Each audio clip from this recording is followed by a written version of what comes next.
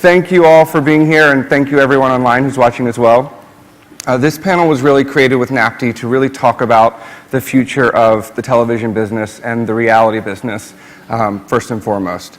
In an age of reducing budgets and production margins, traditional advertising dollars, it's really in the best interest of the content creator to think about as many additional revenue streams as possible to allow them to continue to create the content and tell the stories that they want to tell. And in working with NAPTI, we really wanted to talk to Kris Jenner about what she's been able to accomplish with her franchise, with her business, with her family.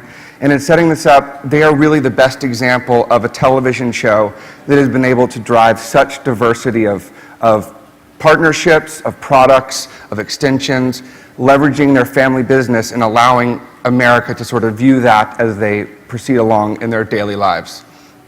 Now, I just want to take time to introduce John Murray I, who is really the creator of reality television and storytelling for that matter, celebrating 27 seasons of The Real World and the 25th anniversary of his company.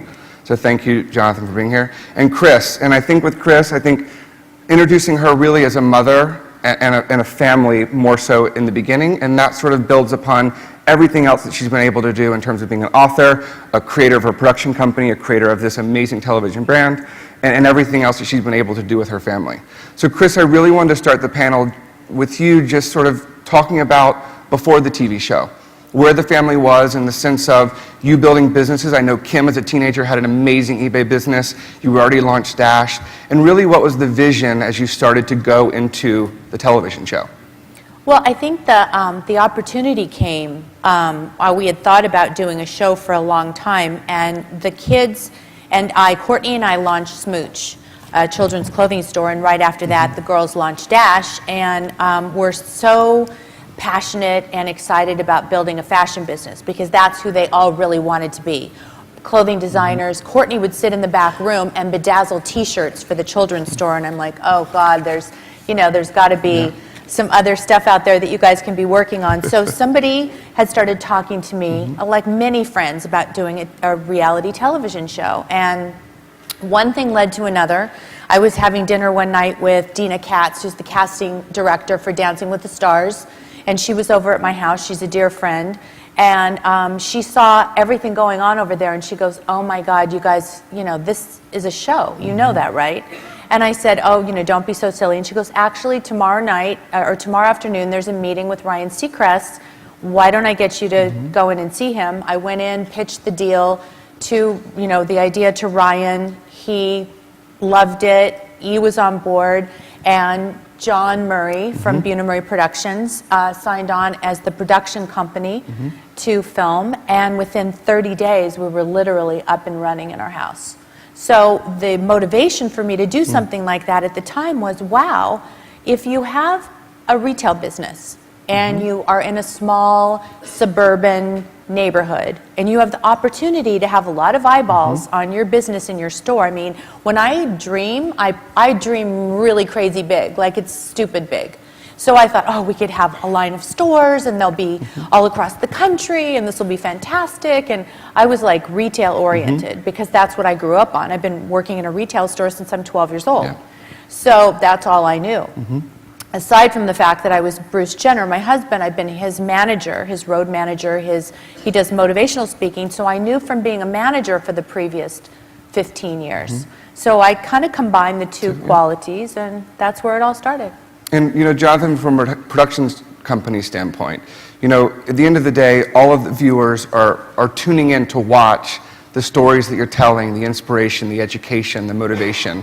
And really it's about connecting the dots of what the people see on television and allowing them to have the touch points and be able to live the same lifestyle that they're seeing on television. So it's really an amazing mechanism to use the stories and the content to drive a bigger business. And for you, in sort of embarking on this journey, where did you see things? How did you see this, and could you have imagined that it would be 6 seasons in with 3 different, offshoots of different shows? Well, it was pretty clear from the beginning that this was almost the perfectly written sitcom in that you had, the sort of conservative dad, the mom who was sort of into everything. It's all right. He likes to say crazy.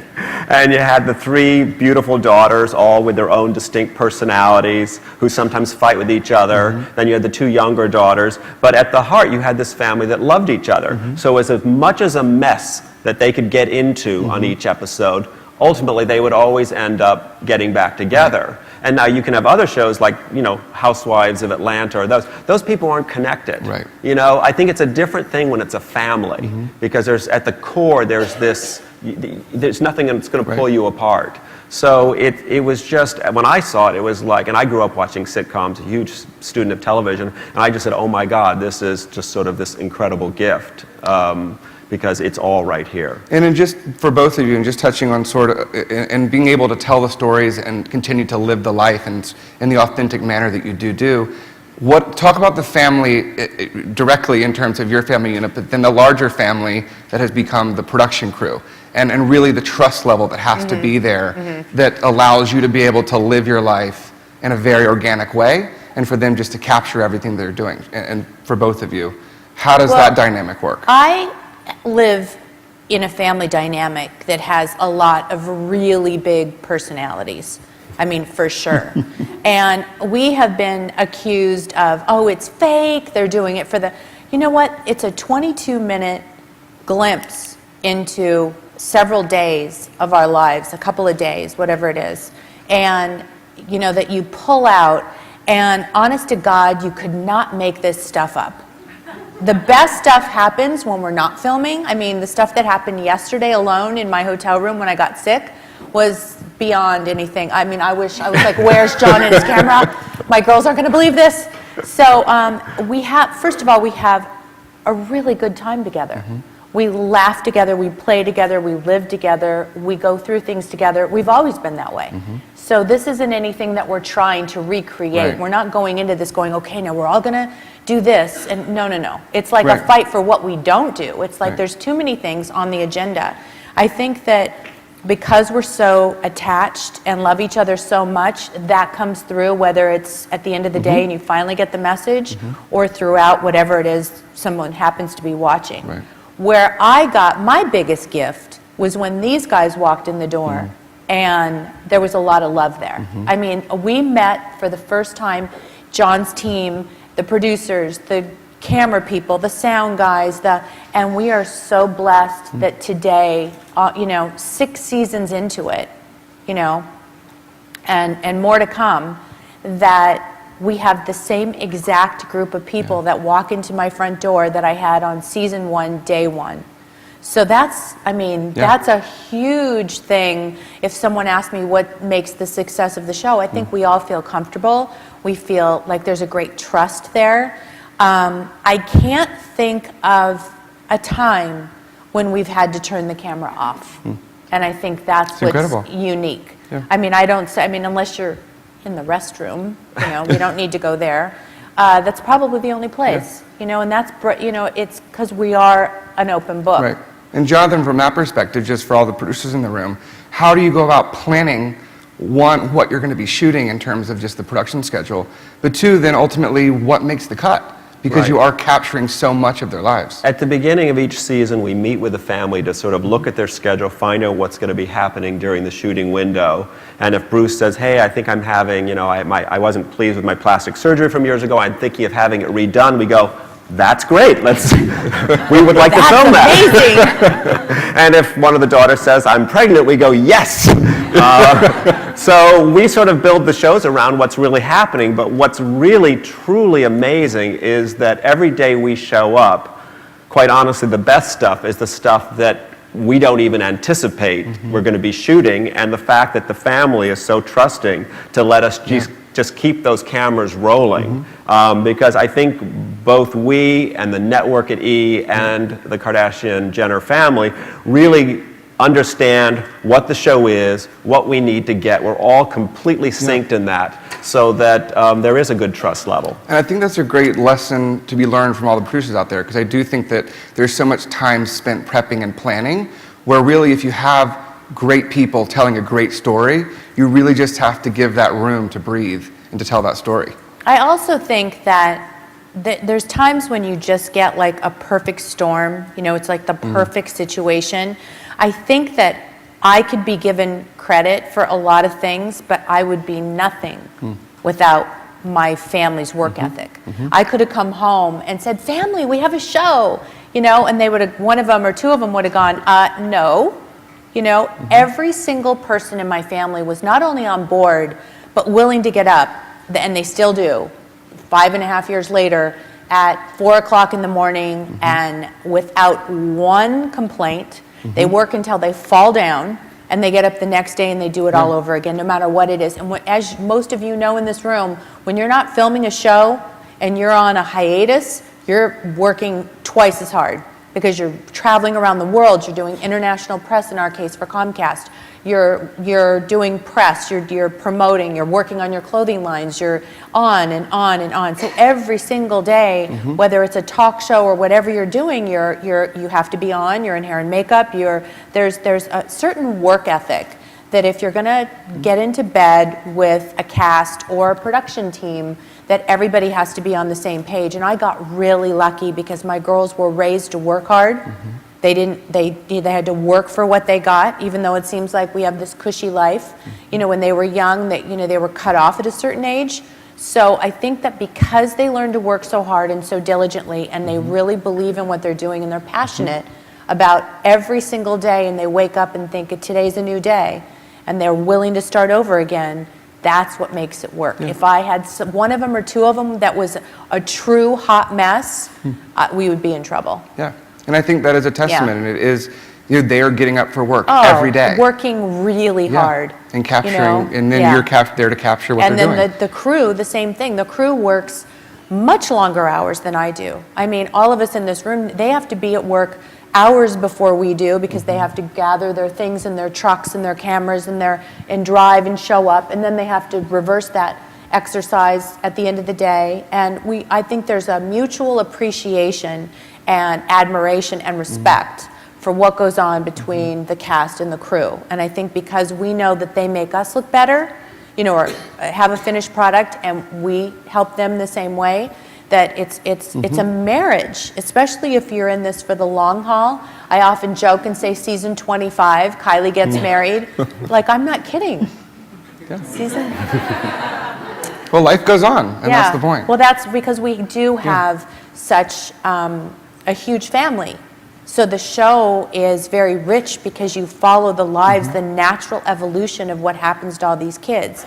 Like this year when Kendall turned 16, John and I were just talking about, in the midst of the Kim brouhaha with the wedding, out of that one little big storm, but out of that comes this one delicious flower, and that was Kendall turning Sweet 16. So we decided, let's film it as a Kendall Sweet 16.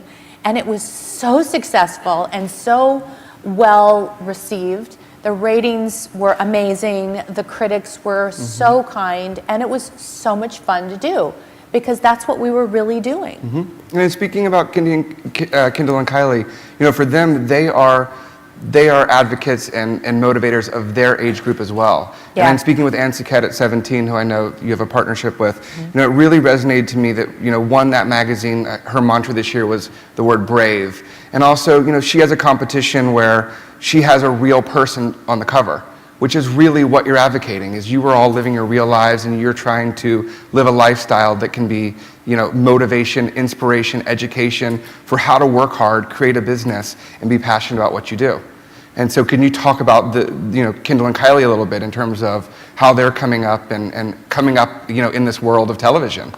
Well, I think that in the beginning they were very young, and we had them work when they could. They go to school, they're not homeschooled, we want them to have a really normal childhood, as normal as possible. They have tons of friends, they love to do their cheerleading, they love to go to football games. They have, my philosophy since I was a mom when I was 22 years old, which was a really long time ago, trust me, was always, I wanted to be the house and the mom where everybody came over to our house to play.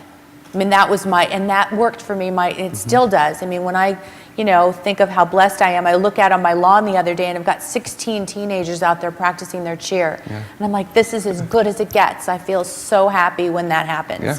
So I think to keep them in that space where they feel normal, they have their school, when they came home, they would film.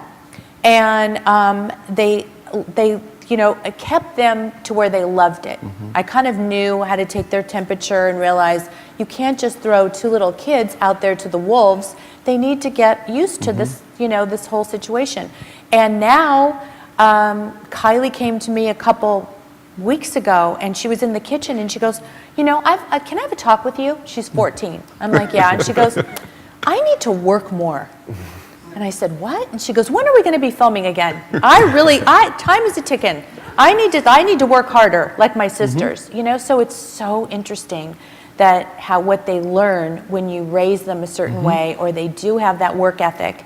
And I think that the 17 relationship is wonderful because it is their demographic and their age. They're going to be the new brand ambassadors for 17 magazine on the West Coast. They'll be filming webisodes and doing things like that. They've got 2 or 3 really nice, wonderful, age-appropriate endorsement deals that will be announced very soon. They're on the cover of Teen Vogue, I think it's April, and they're constantly working at really great projects. And at the same time, the thing that I'm so happy about is they're really learning about giving back. So they spend a lot of time at LA Children's Hospital and with underprivileged kids, and there's a thing in LA, a church called the Dream Center, where they have a wonderful program of giving back to that whole community of people that are left out on the street, and we take all of the clothes and things that we're not using and take it down to the Dream Center and have them be responsible as they're growing up in this, Hollywood lifestyle, and teaching them that the main thing is you have to be a good person with a good heart and give back. And I think, in the mix of all the TV show and the press and everything that comes along with that, it is a very core, tight family unit. And I think people sometimes look over that and what that creates in a family environment with all the siblings and everyone staying together and creating that giving back sort of atmosphere. And it is a bigger thing than just their individual self. It's a family structure. Well, yeah, and I think that we do bind together as a family. I think that some of the stuff that we do is a lot less exciting than the stuff that the tabloids will report. It gets all crazy, and you're like, what? I mean, sometimes I just look at it and think, where do they make that? Where?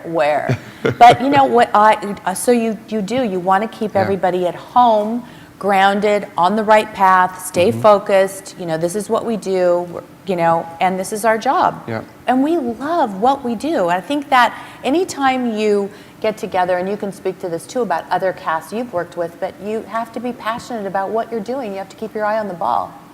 Yeah, very true. And I think sometimes they actually are excited when a new season starts because because sometimes they do have such busy lives that they do get pulled a little apart and going in all their different directions. But whenever we're shooting the season, they have to be somewhat more together, even because we just need that for the television show. But they are phenomenal because I've worked with other celebrity casts, The Simple Life, and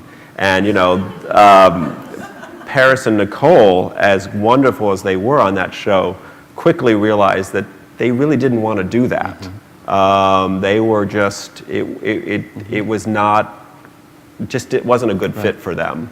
But they still had to make the show. But what's wonderful about this family is they're very comfortable with themselves. And they're very honest about who they are. And so when the shows air, they don't have a problem with them. Right. And from a producer's standpoint in dealing with the network, because obviously with the family business, a lot of outside companies come involved. There's a lot of exposure that businesses get. How do you deal with the network? Because a lot of producers, in dealing with ad sales and the .coms and they're just corporate policies, how do you all effectively navigate that world to be able to generate the content that you do and the stories and really drive the business? Well, it's we as producers always look for what's organic, what's real. Like the family was really involved with Quick Trim, and I think there was a photo shoot and the girls were having an argument at it. And what was great is that most of the people that Chris has done these brand agreements with understand who the family is, and they don't try to tell us what we can and can't shoot. Right. So it doesn't feel like you're doing some kind of product placement, because this is really something that they're doing. They're really involved with it.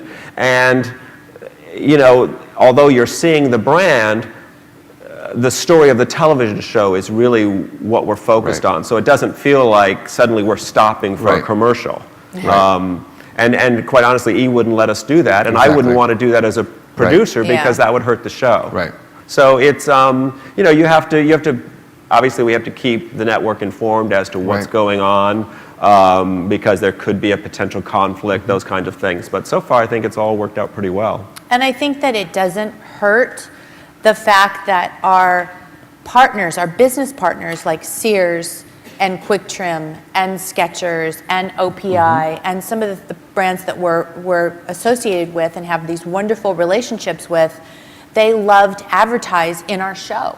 And that isn't something that, you know, is a part of any contract, or that's not part of the deal. When we sign up with Sears, Sears signed the girls up to do a lifestyle clothing line, celebrity lifestyle clothing line. And so there's actually, for those of you who don't know, they built Kardashian stores inside of Sears. And so there are these wonderful boutiques, and it's really a lot of fun, and we've shot there, and it's all great. But they also choose to advertise and run the girls' commercials on the air, which is lovely for us. It's certainly, you know, but you know, the benefit that we get out of that is the natural chain of selling the clothes and that kind of, you know, those dollars, but nothing extra, you know, or anything other than that Yeah. is something that we plant or try to force. If they want to do it, it's great, and if they don't, then we don't ask. Right. And I think, you know, having worked with The Biggest Loser and building the brand around that, you know, it's really been amazing to watch. You just hit on the relationships with Sears and OPI. One, because you're creating lines of products that are generational. So it's from, you know, with OPI, you have your line down to Yeah, Kylie and Kendall it's fun. and the girls, and with Sears, and then you have your clothing line as well. But I think that the powerful thing for the producers to really understand is you're not only creating story within, you know, your show, but you're creating touch points and investment opportunities for your audience. So it allows your audience to live the brand that you're creating, which builds a stronger viewer base, keeps the ratings going, and keeps investment. And I think it was really interesting, you just hit on it with Sears and talking with Bruno, who owns Jupi Corporation, their licensee. You know, you really defined something different for Sears in doing that partnership. You really created a store within a store concept with its own sales force. So will you talk a minute just about how you've really pushed business to be creative, where you're seeing on air and off air and you're connecting those dots together? Well, I think that the girls started out in fashion. That's what they loved, that this was always the goal, whether or not we had a show. It was the dream, you know, like, wow, one day we could have the girls' clothing lines in the Dash stores. It'll be, to have a relationship with Sears, this is like a dream come true. And of course, one thing, you know, it's like one side feeds the other. I think it's interesting because sometimes, you know, you hear stuff that's negative about some stuff that's going on in the media, and we try to ignore the stuff and not battle the stuff that we can't control. It's like, oh, some Sears and Kmart doors are closing, this is horrible. Well, yeah, they closed some Sears doors, but not one of the doors they closed had anything to do with our line. They didn't put they think they put our Kardashian line in 500 doors, let's say, and there might be 660 Sears doors. So that didn't affect the business at all, but you can't run after it. And especially when you talk about it on the show, they'll see that eventually. Right. The audience will get it, but you can't just run around blowing out fires all day long, because you'd never get any work done. So I think that the relationships that we have with the retailers, and like the OPI, our line is in Walmart and just stores all across the country, and they can't seem to keep it in stock. It's because the girls work really hard at promoting their products, you know? And I think the fact that we showed when we had the meeting with OPI and we show that, I don't think in that episode we ever mention OPI, because I watched it back and I thought that is so interesting. The bottle is so recognizable. The color, they laid it out on the table. I don't think one time it was either the signage they were samples. So I don't think that even OPI was even on screen. Right. I'd have to go back and triple check. And talking with Susie at OPI, the interesting thing from that regard is not only are you creating a new business and a new way of doing business, but for Susie at OPI, she was saying that she has so many more retailers now because of the partnership with you, and it just opened up so many more opportunities. Are you finding that more and more with all of your partners and that driving the business for you? I think people have to understand, there's a lot of still old school thoughts out there, and people just don't quite understand reality television even now. And you have to find a partner. That's what we love our partners so much, our business partners, aside from loving you as much as we do. We love our business partners and they understand us. And I think there's a mutual admiration of work ethic and, being professional and just having the same vision of wanting the same thing. We'd like to create these brands. I think it doesn't hurt that the girls and the little girls and even my son, who just came out so well on Dancing with the Stars and did such a great job there, and suddenly he's getting all this attention as far as companies who are coming to me now wanting him to endorse products. I think it has to be something that we love, and beauty, it doesn't hurt that the kids are someone that maybe young people would like to look like, or maybe have that kind of hair, or have that nail polish on, or like dress like them. So they have, for every person who's like a hater on the internet or in person, there's millions of kids out there that think these kids are somebody that they want to look up to and be like. And I think it takes a special partner to realize that and say, wow, this could be an incredible business. So I think we've been very fortunate. I think there is the risk of getting too much, so we try to, like right now, I love the place we're at because it's very manageable. The girls can do the clothing lines. They have a line on QVC called K-Dash, and I have my clothing line, the Kris Jenner collection. We love going back to Philly and doing QVC. We have a great partnership there. And then the girls have Sears and the nail polishes and Quick Trim. And, to be able to work on these different businesses and not get too oversaturated, I think is also important.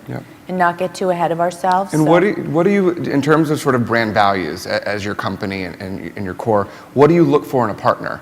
And so when you're deciding, when you're getting inquiries or you're going and searching for partners, what do you look for?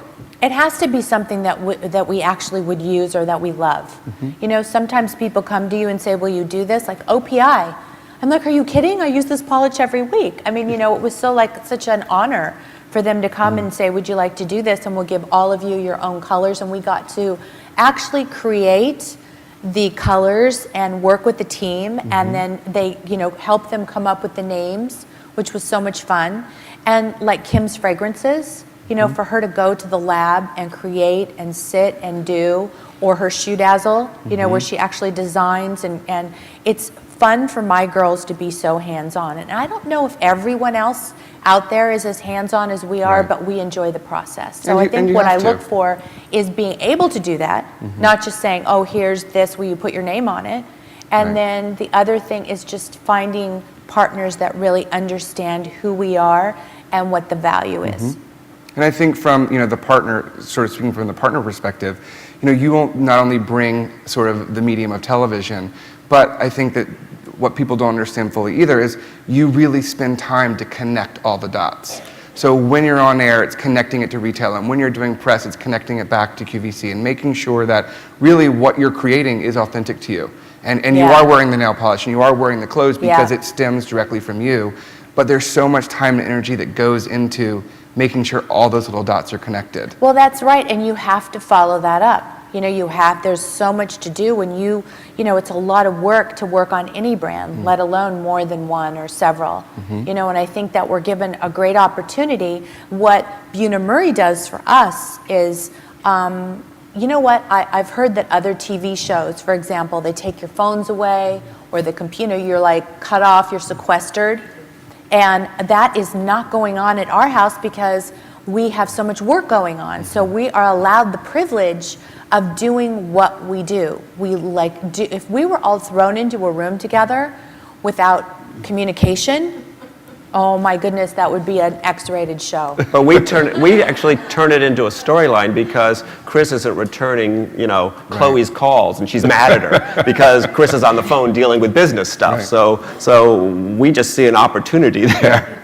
And Jonathan, just from your perspective, what are some of the best examples of things that have naturally unfolded that really took the storyline you were mentioning with Quick Trim and Scott and the employment and, Oh, wow. Yeah, well, Chris was trying to line Scott up with a job at Quick Trim or talking about that. And then, of course, the guy from Quick Trim is in Vegas and Scott decides to shove some dollar bills or something down a waiter's throat.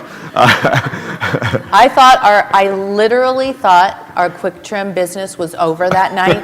I really did. I wasn't thinking, I was so upset. I thought Scott will never get a job, and I'm so done with Scott.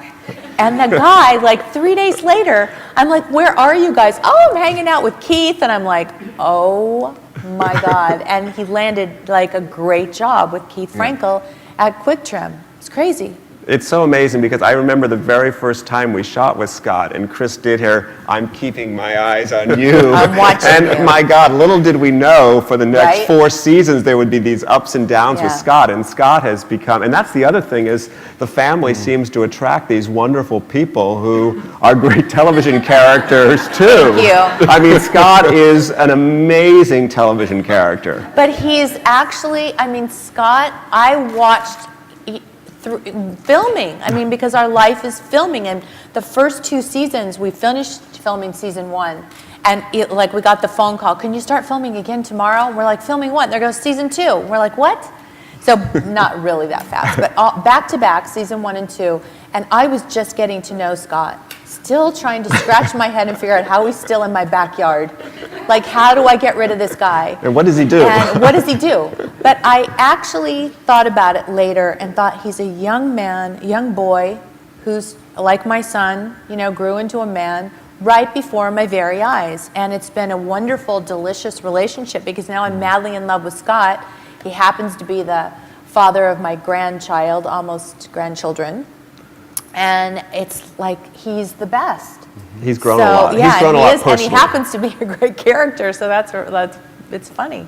And Jonathan, just starting the Real World and that mechanism of sort of authentic storytelling, and I think reality TV is seen as ebbs and flows. Just given the success of their story and really telling it in a very natural, organic way, how has that changed your perspective in terms of other development that you're doing, other shows that you're developing? Well, I'll tell you, certainly in Hollywood, everybody has been looking for that next Kardashian show. But it's as you see, there's not a lot on there because it's really hard to find because this family is so unique and so special. But it just reinforced with me, for me, it's always been the relationship with who I work with, whether it's cast members on The Real World or whether it's with Chris and her family. If I run into them on the street, I want to be able to look right into their eyes, shake their hand, give them a hug. I want that kind of relationship. I never want to do something where, because there are producers who will work with people and they won't really tell them what they're going after, or the network has a different idea of what they're going after, and then when the show airs, the family feels betrayed, or the cast members feel betrayed, and I would hate to be in that position. Life is too short. And I think that, communication and trust are sort of the resounding things that we keep hearing in terms of your success and abilities. Well, I think John has great integrity, and he's really honest about, the shows that he does. I know for us, it's about trust and freedom, and I couldn't do a reality show in my own home where I wasn't just doing my thing. I would never get anything done. You know what I mean? So we have to have the freedom to be allowed to go out there and do what it is we do. And the fact that they're so flexible. Yeah. Sometimes we'll turn around on a dime. I think that's the beauty of one of your producers. We were talking the other day. We were talking about how we clear things in advance. We clear so many things in advance, like restaurants or where you need to go film, because on a dime, we may be going to Shibuya, and 3 seconds later, we're going to the Cheesecake Factory. Or, it's like we don't stick with a plan, ever. We may start off the day and go, we're going to be going to here, here, and here, and I have a meeting at 10, and then I have a this and that. Yeah. It changes 300 times. And what's so great is that because the Kardashian brand is so positive and so good, we don't have a lot of problems clearing places like that. Whereas there are a lot of shows that we do where it takes a while to get clearance to go somewhere. But and as the producer, like you just said, you're setting it up where they can just live their life, where you're taking out all the questions. They might go to 10 different restaurants, well, we're going to clear them all. And you're spending the diligence to do that, to allow Chris and her family to live their life and for you to capture it. And that's the beauty and the creativity of that's one of the key elements, believe it or not, on a day-to-day thing that does give you the freedom just to do what you're doing. Yeah. Yeah, as you said earlier, Chad, I think some producers get so melded to what their plan was that they miss the good stuff. Right. Because you've got to be spontaneous. Exactly. You've got to be able to be as spontaneous in your production as a real family. Yeah. And with that, what do we have to look forward to? Where are we going next, and what's your vision for the future? Well, for me, right now we're in the midst of filming Chloe and Lamar, and as some of you may have heard, in the middle of filming Chloe and Lamar, in the middle of the night, I happened to have been in Haiti with Kim, and Lamar got traded, to Dallas. And it was like, what? And we all woke up the next morning, and even the coach of the Lakers wasn't quite sure if it had taken place. So I knew that there was a little bit of confusion at Bunim/Murray at 4 a.m. when everyone woke up like, what? So suddenly the entire production was transferred to Dallas. And now we've been going back and forth. So I know, as someone who's been talking to Chloe 27 times a day, it's an adjustment for them. And I think what you'll see on that show is just an amazing, real account of exactly what something like that is like. And I think the audience and the viewers and the fans are really excited to see this season. And very identifiable for someone to move away from a core family unit. It's just crazy. And it's been an adjustment for all of us, not just Chloe and Lamar, but it's been terribly emotional and, an adjustment, and something that, it's been an interesting journey, that one. Yeah.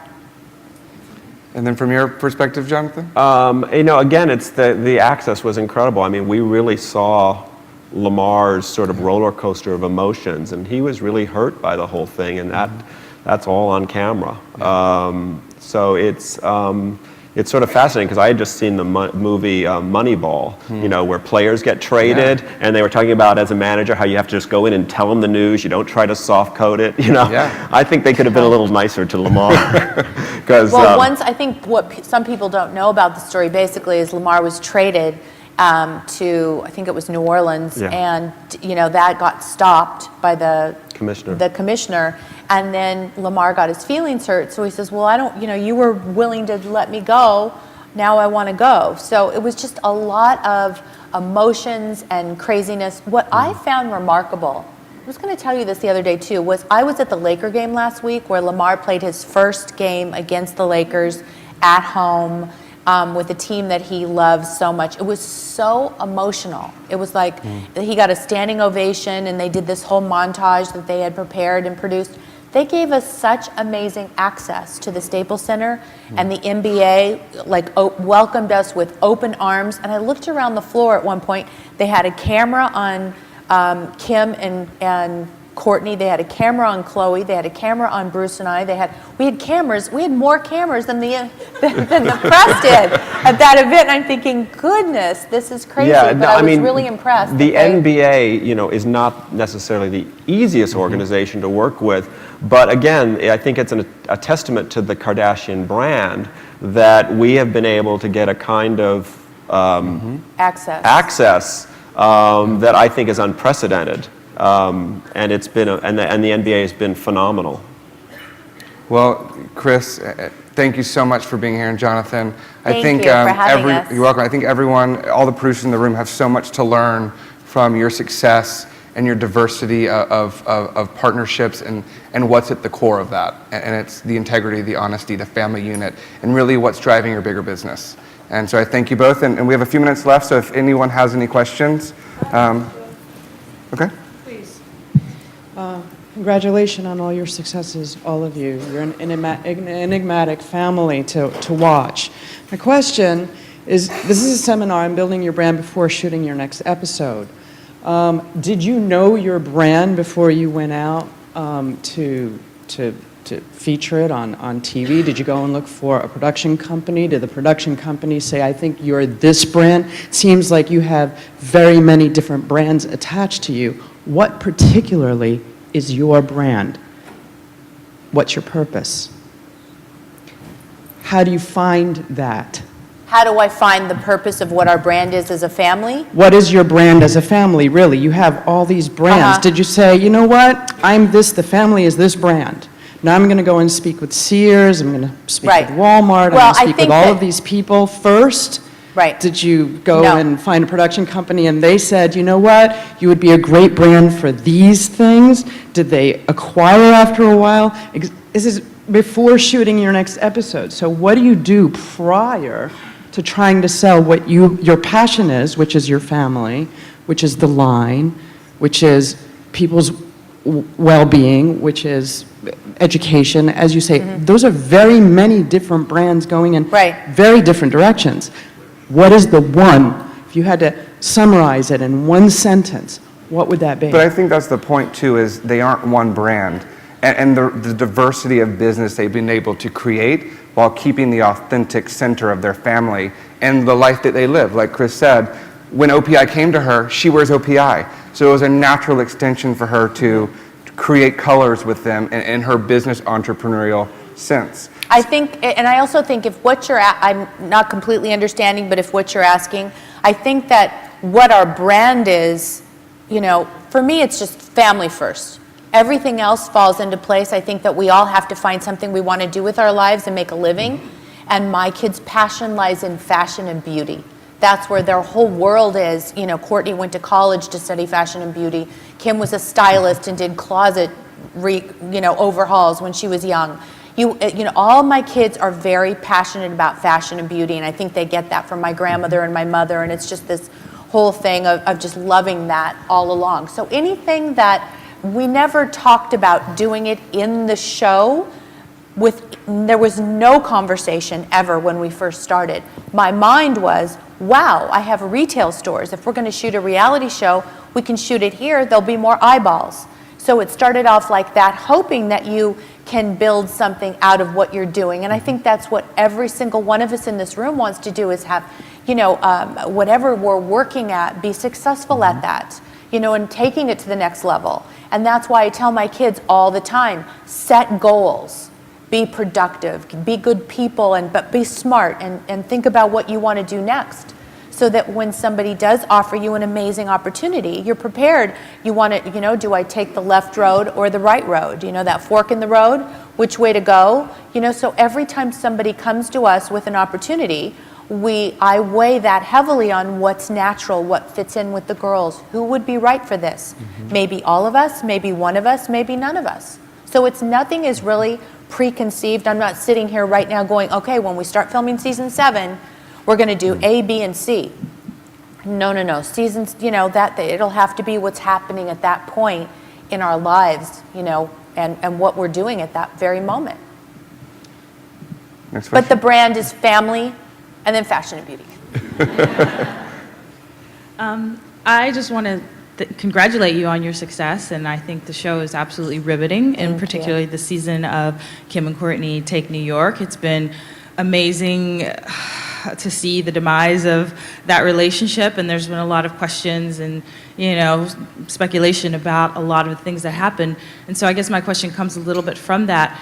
And just watching it, and all the emotions and all the intensity and trying to show all the sides of the relationship, did you feel the need to like shoot extra scenes? I know there was some question about the Dubai scene being added after the fact, you know, and how do those questions those types of questions make you feel? Like, was it added? And the fact that people feel that it was added?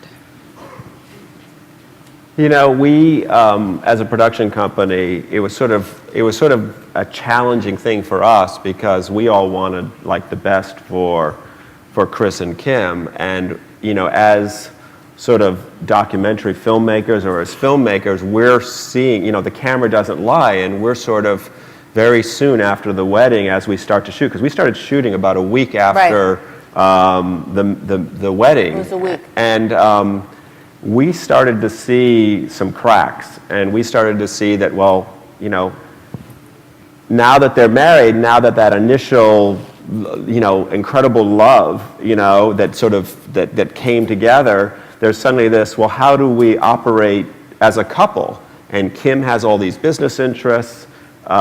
Chris has his stuff. His center of basis usually is in Minnesota. And I think those two people started to realize that they did have a lot of different interests, and it was hard at shooting it, sort of watching them struggle with that, but you know, we were making the show, and so we were catching things as we could, and it was challenging because it was sort of sad. It was really sad. Nobody, you know, it's when people said, "Oh, the wedding was staged," you know, I promise you that every dime that I spent on the wedding shower, and the, you know, all the stuff we went through, and all the work, and the blood, sweat, and tears, and the amazing people that came together to you know, to make sure that she had, you know, this incredible fairy tale wedding. You know, it was so beautiful, and it was so, she was so blessed and so lucky. And then to see them, you know, so unhappy at the end of the day broke everyone's heart. You know, so I think we're still reeling from, you know, the sort of the shock of all of that, and just trying to pull it together and be supportive of her. You know, I can't, as much as I would like to control every one of my children, I cannot. I have learned that this year, that, you know, she's her own woman. She's 31 years old, and she felt like that's exactly, she had to follow her heart. And for whatever reason, I can't get into all the personal stuff, but from a production point of view and why we're here today, we never saw that coming.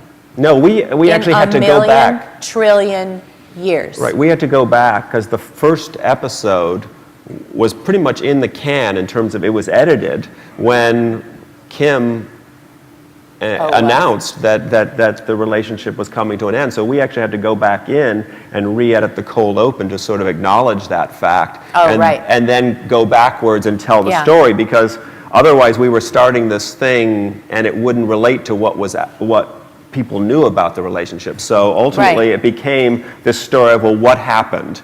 And, you know, I think, you know, anybody watching that show, like me, at least in my personal opinion, would come to the conclusion that two great people, both wonderful people, but ultimately not right for each other, have different interests, different goals in life, and it's sad it didn't work out. Yeah, and I think that's one thing people just can't wrap their head around. It's like, well, why couldn't they make it work? Why didn't they try harder? Why do any of us end up getting divorced or breaking up with a boyfriend or a long-term girlfriend? Or it's horrible. And obviously, you know, something horrible, you know, happened, and they had to do what they had to do. But, you know, no, that wasn't something that any of us ever in a trillion years expected. So you just had to make it work and pull the pieces of the show together so you could at least, you know, not ignore it, not ignore what was happening in the relationship, and sort of bring it, tie it all together, so we as the audience could, I guess, get some closure, because we do feel like we're part of your lives. Right, and then we had to work hard to, you know, because there was a lot of joy at the same time in what was going on with Courtney and with Scott. So we had to balance. God, there was joy. Who knew Scott would who knew Scott would bring me so much joy? And that their relationship would be strengthening at the same time. And so that was wonderful to be able to balance that. And then, of course, what's so great about the shows is that, you know, it's, you know, Chris will come to town and various other things will happen, so that it gives us more than just that one story that we're telling. Well, Chris and Jonathan, thank you so much for being here. Thank you. I know everyone loved hearing your story. Thanks, guys.